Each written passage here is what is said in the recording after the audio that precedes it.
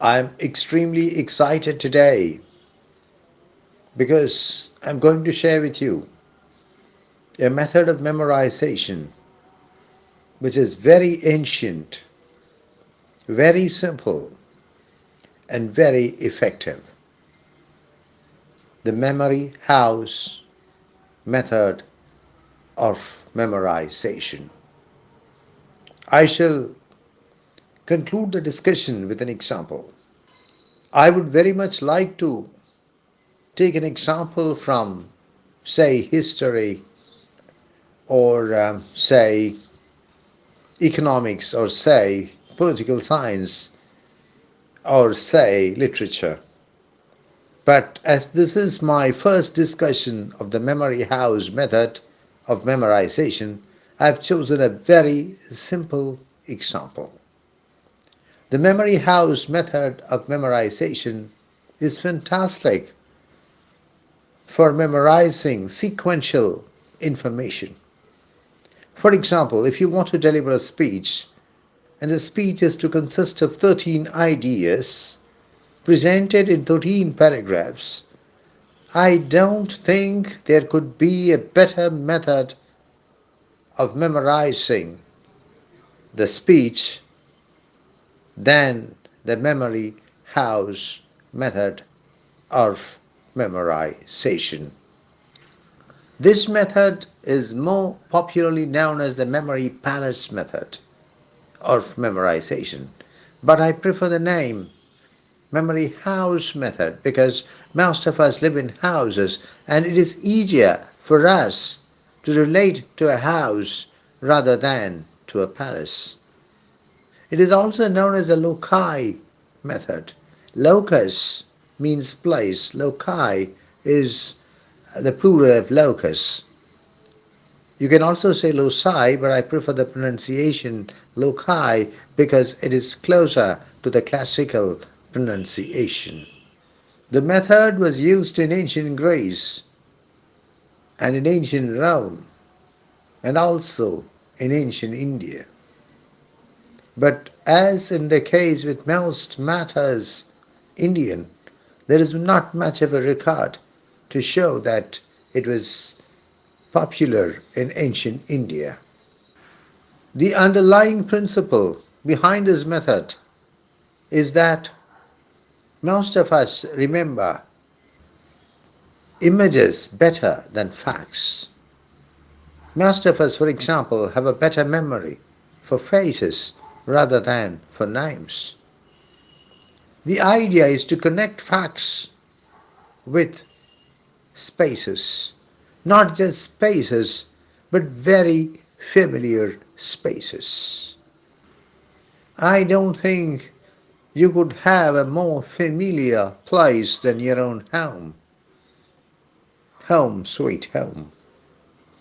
So you should use your home, or better still, your childhood home, to arrange the target material in the correct sequential order and ensure that it gets affixed in your memory.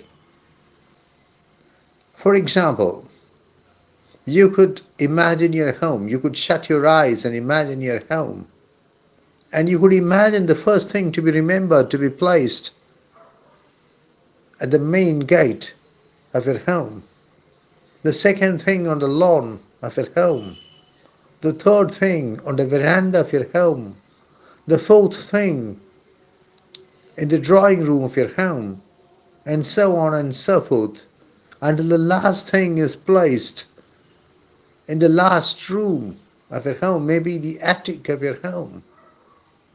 We shall now take a concrete example, a grocery list. We shall take a grocery list consisting of 10 items. I shall now read the grocery list. 1. Milk.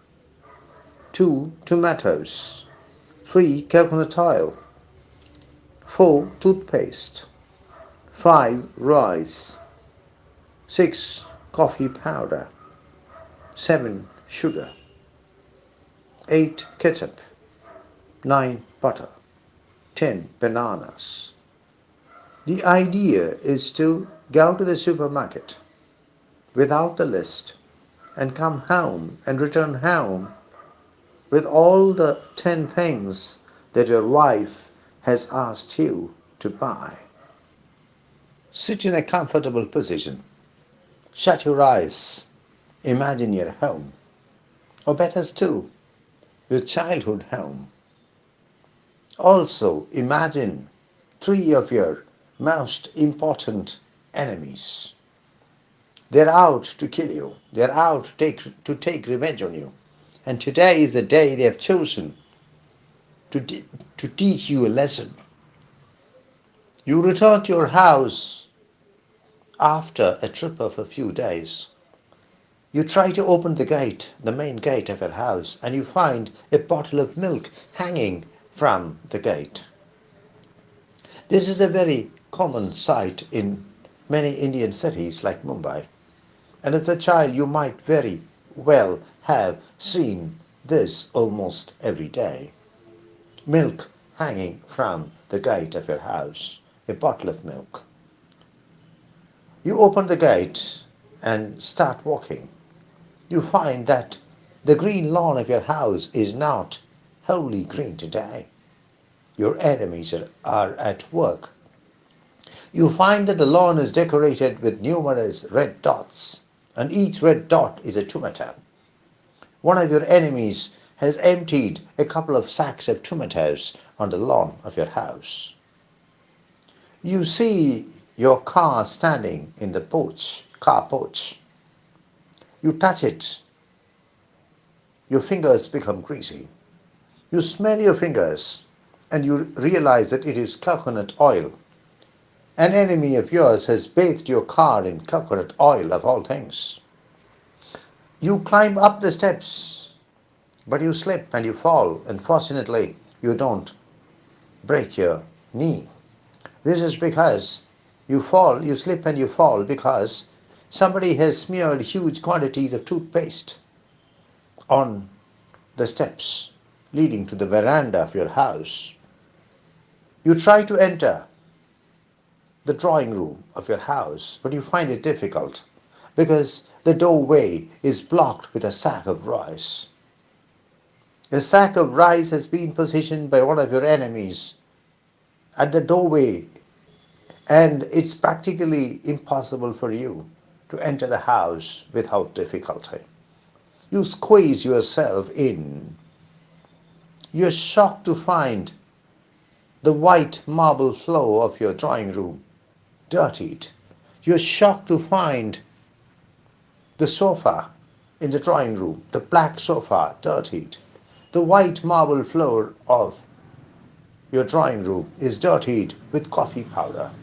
Somebody has sprinkled coffee powder on the white marble floor of your drawing room. And somebody has sprinkled sugar on the black sofa in the drawing room. You walk a few steps and you find your dog sitting in the corner of your drawing room drinking ketchup.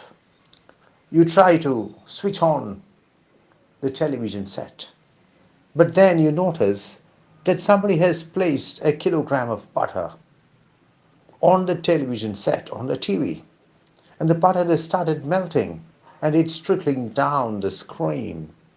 You are exasperated, and in your exasperation, you look up. You find bananas hanging from the ceiling fan of your drawing room. This method certainly demands a significant effort of imagination, but the effort is certainly worth it. The more weird, the more strange, the more bizarre the images are, the better they are. The easier they affix themselves in your memory. There cannot be a better method to memorize huge quantities of sequential information, such as I said, the main points of a speech, the list of the prime ministers of India, or the sovereigns of Britain or the presidents of the United States.